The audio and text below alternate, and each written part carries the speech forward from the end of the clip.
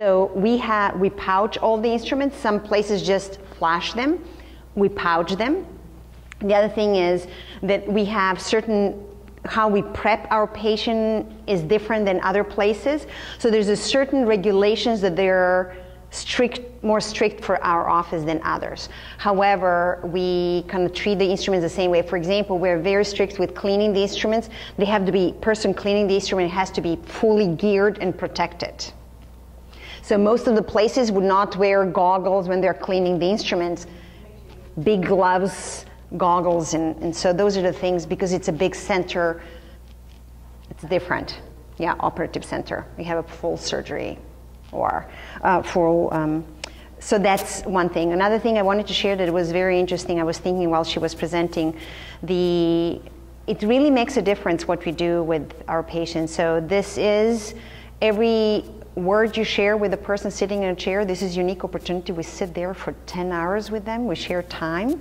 So how you treat them makes a difference. They remember you.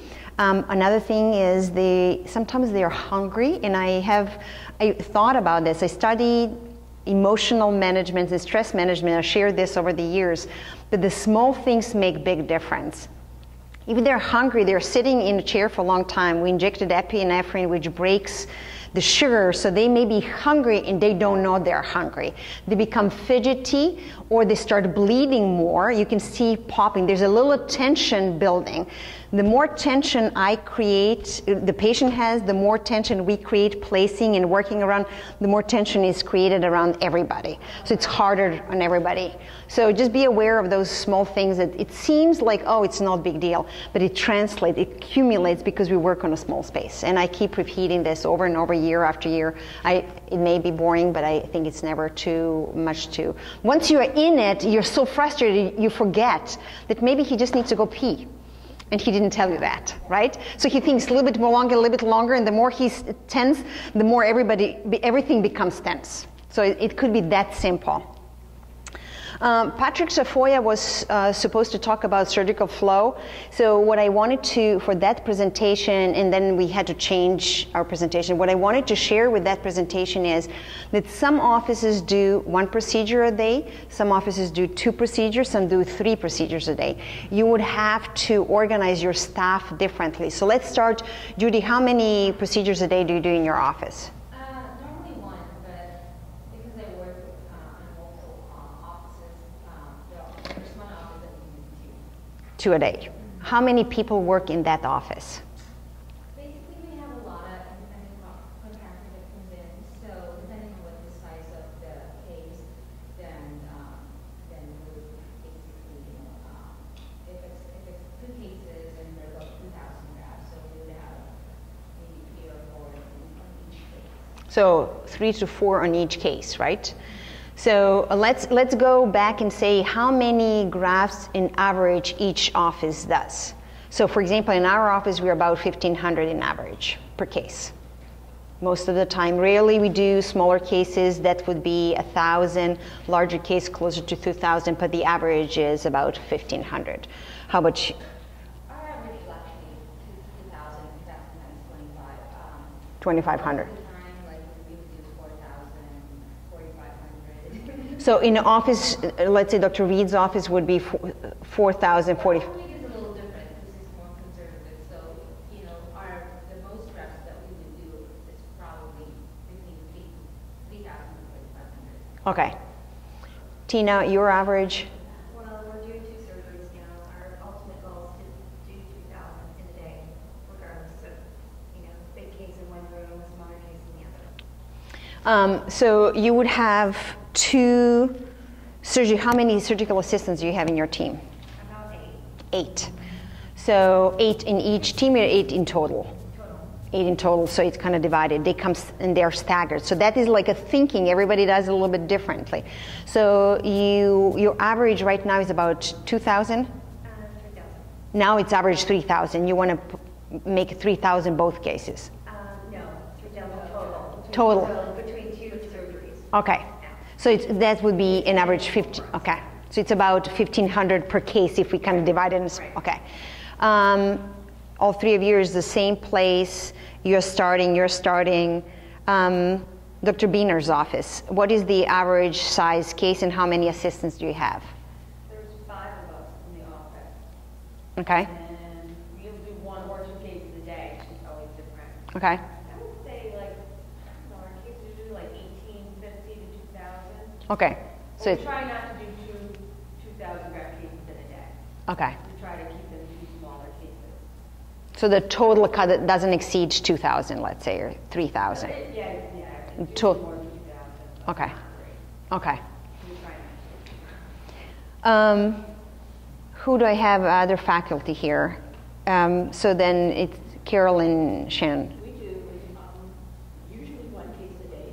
The odd time we'll do a small second case, usually an eyebrow or something. But it's almost always 1 case a day, an average between 2 and 2,300 grafts. How many assistants? 5. So it's a 5 assistant in Dr. Elliott Plus places. Dr. Elliott is in the office, in the surgery room for most of it. If it is a smaller case, I will leave. I'll be there for the first part of it, and then I leave because I do a lot of the book work and stuff, so I'll leave. Occasionally, if it's even smaller than that, Shannon will also leave, and we'll leave the 3 other techs in with the doctor. And so he places, for example, not many physicians place grafts. Dr. Harris doesn't place grafts. Dr. Biener places graft occasionally or not every case? Occasionally, okay? So, for example, I know that Dr. Cooley places grafts on every case. Dr. Elliott, I know, places grafts almost on every case. Dr. Lamb does not place grafts. So every physician is a little bit different. So you see that everybody is organized a little bit differently. The point of what I wanted to share is that all depending how many cases you want to do a day, and you will either stagger your staff. You would start, what time, if you have 2 surgeries a day, what time do you start the first case? 8:30. 2 cases? Same thing, it's like half an hour difference. Like Okay. we start at 6 and then 6:30. Okay, 6:30. If you have 2 cases, what time do you start? The first one will start at like 7 or 7:30, and the second one will start at like noon. Okay, so it's almost finished on the first one before you start. Try to get all the cutting done for the first one, clean everything, change it over, and then start cutting with scopes already for the second one. Okay. If you do 2 cases, the same thing? We would start the 1 case at 8:30 in the morning, the second one, if it's smaller, would be 11:30. Okay. So you know this gives you an idea how every office is planning, and I don't know, so everybody does it a little bit differently, but the objective is to leverage your staff, think about all the tasks that need to be done, and then so you don't have someone sitting and waiting until tissue comes out. Yes? And yet, even though we have 2 cases and we start at 6 and 6:30, not everybody would have been, the same time. You can't stagger that. Something comes in at 7 and then 8:30 or 9. Typically, the thing with our, we usually Yeah. We're all not needed at the same time anyway, so. Yeah, and another thing I'll add is in our office, we do 1 case a day, and we have 4 assistants. So we always give the patient a break, we give them lunch, and so while they're having their lunch, 2 of us continue cutting the grafts, and the 2 that have been placing go have their lunch while the patient's eating, so you can keep the flow going. Because when I first started with Dr. Ross in the practice, everybody took a break. Well, it ended up that the flow is totally interrupted.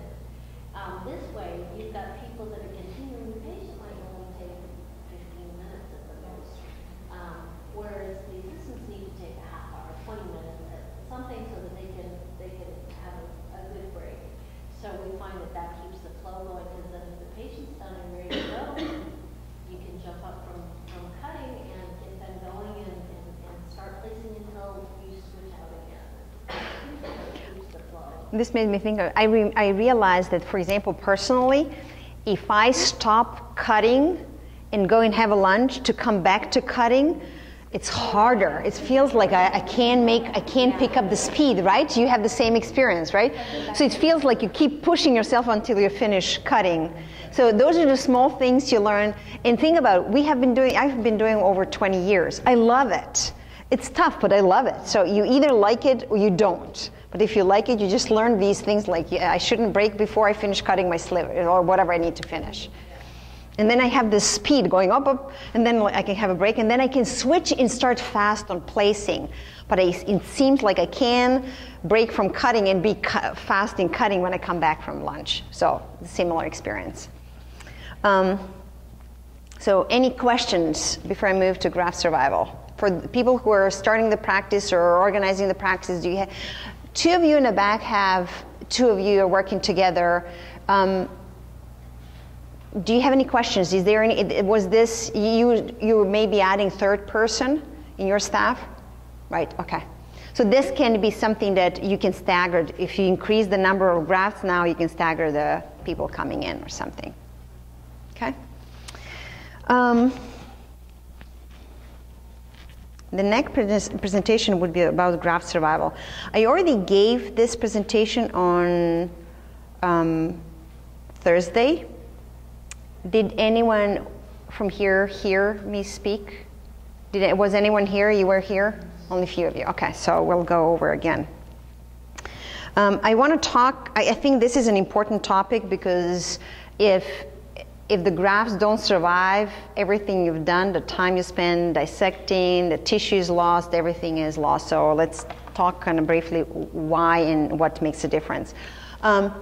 If you do not manage grafts correctly, the same number of grafts can give this result or this result depending on how you handle your grafts.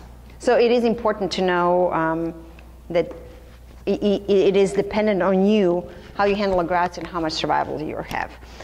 Two factors, the most important, hydration and trauma. And I like images, so I put an image to remember that if you put your flowers in the water, they'll live longer, but if you don't keep them in the water, and it doesn't mean you can put them back in the water, they're going to perk up. No, it doesn't happen that way. So don't think like, oh, I have a dry graft, I'll just soak it and it will come back. No. Different storage solutions. Over the years, we moved from saline to hypothermosol. We're adding plasmalite aid. We're adding some now PRP. So there's a lot of things keep adding. There's a lot of information on the website. If you go to ISHRS website, you have a lot of access to a lot of good information.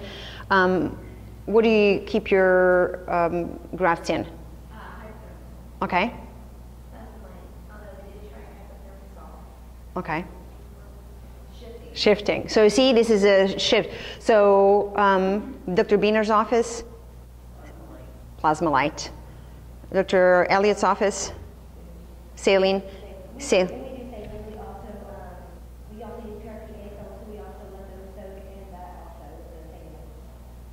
So see that there's but it's important to keep them moist, and then there's a certain component we add to the storage solution that can help them survive better.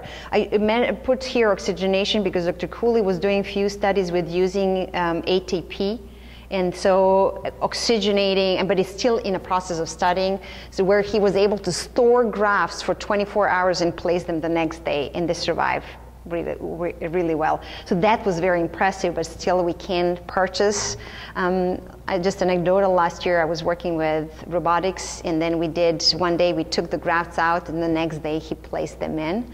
So that was a concept of if we one day go with our larger cases, we can use the same staff to do divided tasks. Trauma, be careful when you're cutting. Transection, I'll show you this. Transection crushing, or if they're the very skinny grafts, they have tendency to dry out. We talked about the solutions. There are several studies. Dr. Limmer and Dr. Biener did a study, and saline versus hypothermosol, and within the study showing that Dr. Biener's had a better survival because the grafts were stored in hypothermosol. Interestingly enough, if you look, there's a increase in survival after 6 and 8 hours. We still cannot understand why, and then it dropped after that.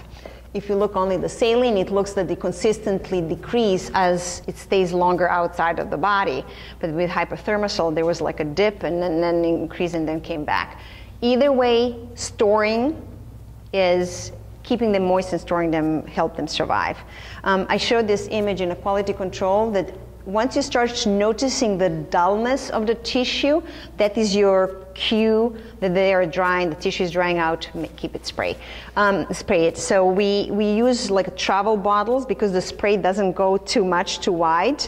So we do use a little travel size spray bottles because they spray on a smaller surface, so that it's cleaner.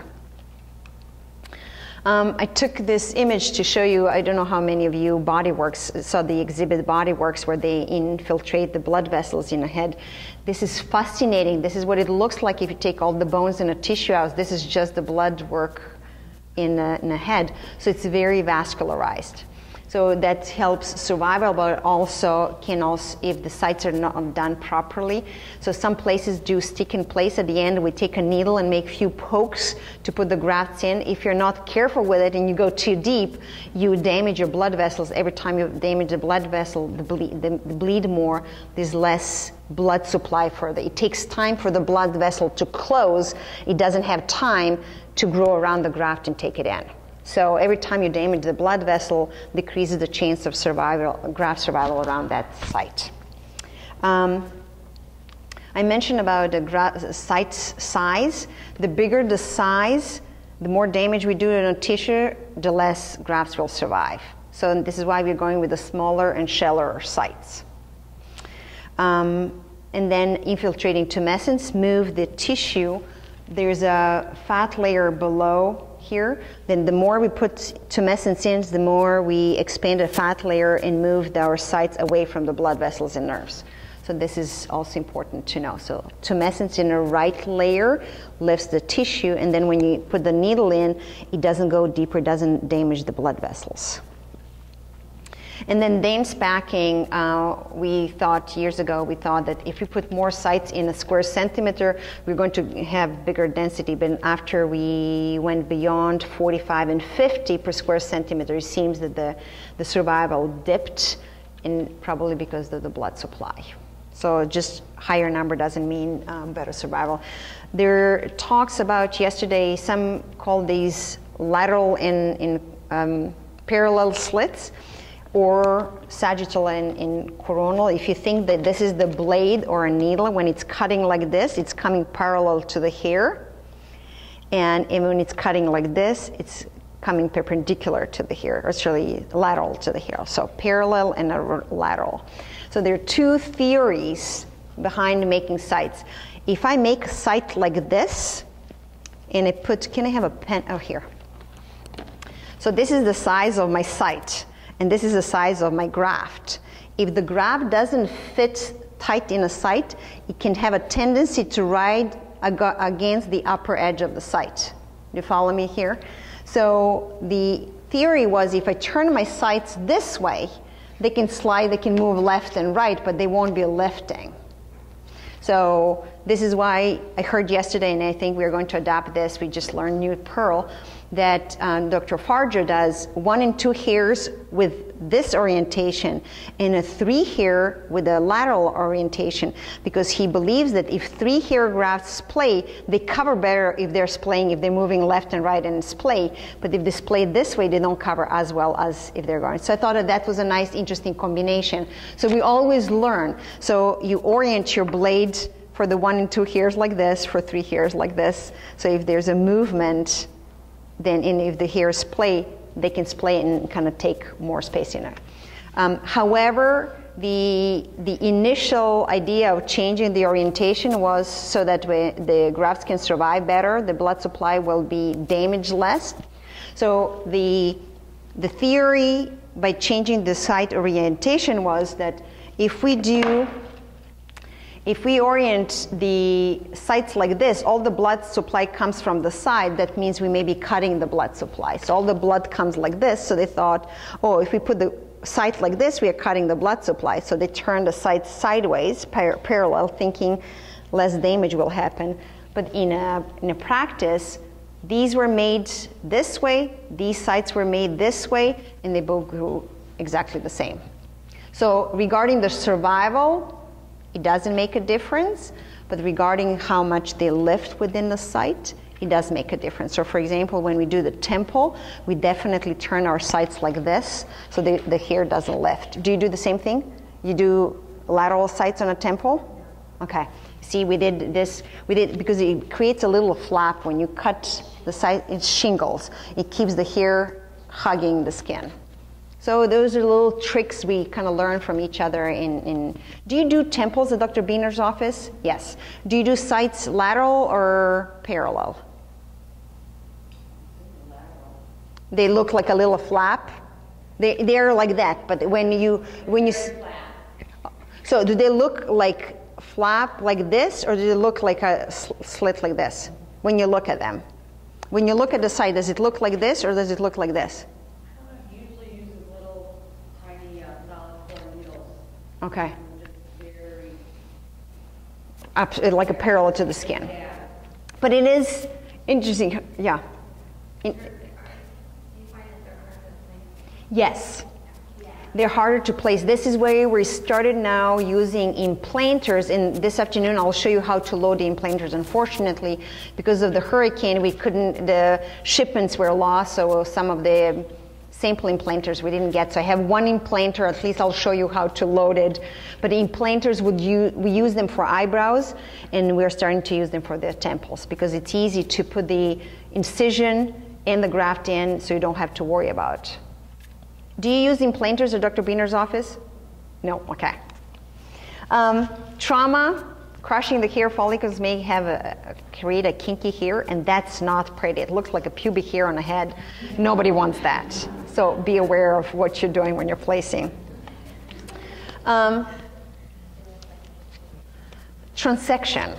So there are studies showing that I'm going to show you here. There are two parts on the hair shaft that can produce hair.